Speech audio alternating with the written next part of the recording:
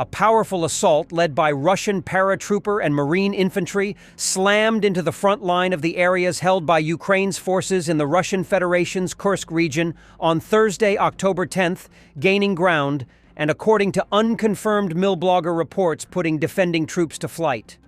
A Russian attack backed by armored vehicles seemed to overwhelm forward positions held by armed forces of Ukraine troops near the villages of Novoivanovka and Zeleny Shliak, and tore a gap around 3 kilometers, 2 miles wide in the western flank of Ukraine's 62.5-mile defensive line, early reports on the assault said.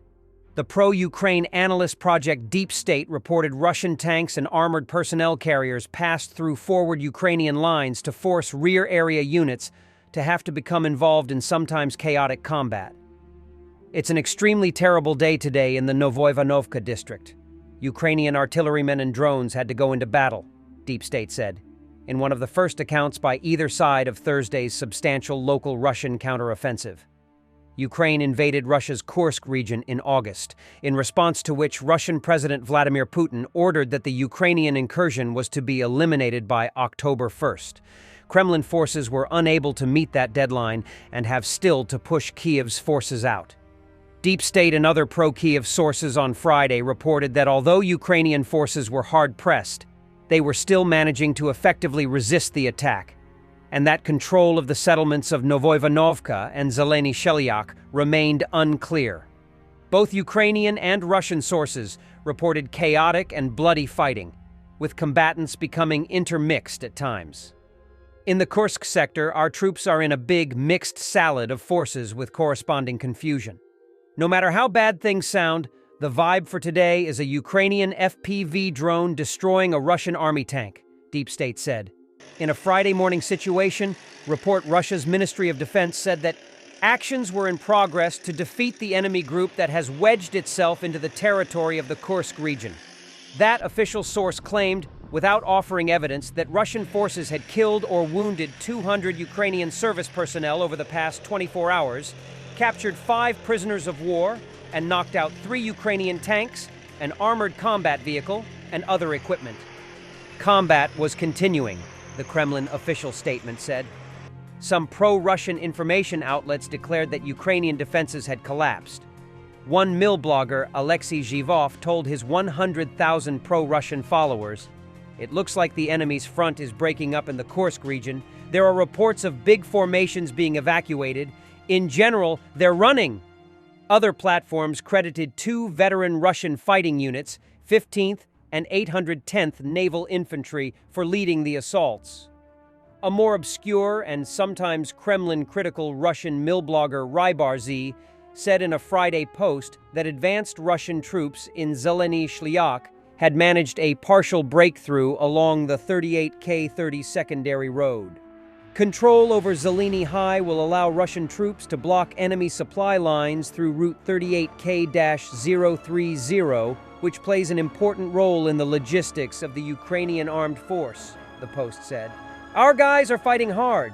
Both Russian and Ukrainian military information platforms reported further, supporting Russian attacks to the northeast of Zeleny High near the town of Olgovka and the village of Sorochina on Friday. By midday, the scale and progress of those assaults was not clear. The Ukrainian Milblogger and combat officer callsign Alexei, citing combat reports, said Russian forward movement had been stopped at all locations. The Russians are pushing more and more cannon fodder and armor into the battle, but they aren't trying to advance anymore. They're trying to hold on to what they've taken while our guys' Ukrainian forces are grinding them down. I can't say anything about attack columns or operational encirclements. Let's not get ahead of things.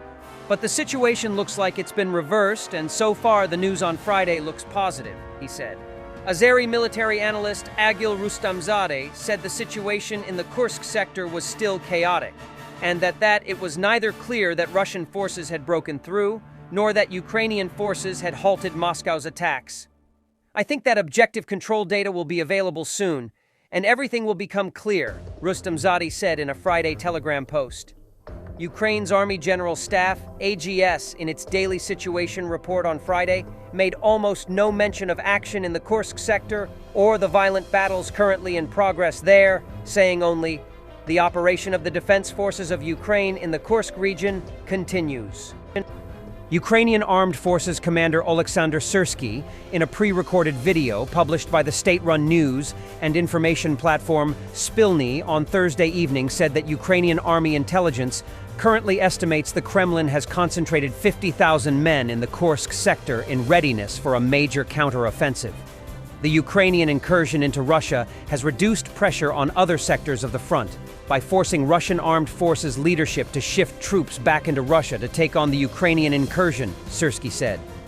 Ukrainian forces inside Russia were substantial, and the Kremlin could neither ignore them nor attack them without assembling a major force, he argued.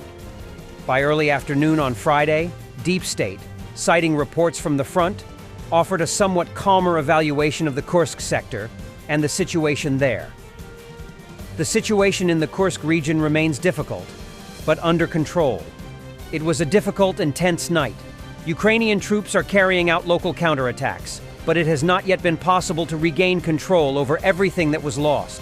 The enemy suffered considerable losses during the assault, so it will be difficult for them to gain a foothold. Russian forces commits another war crime. They again dropped loitering munitions on clearly visible regular civilians in Kherson.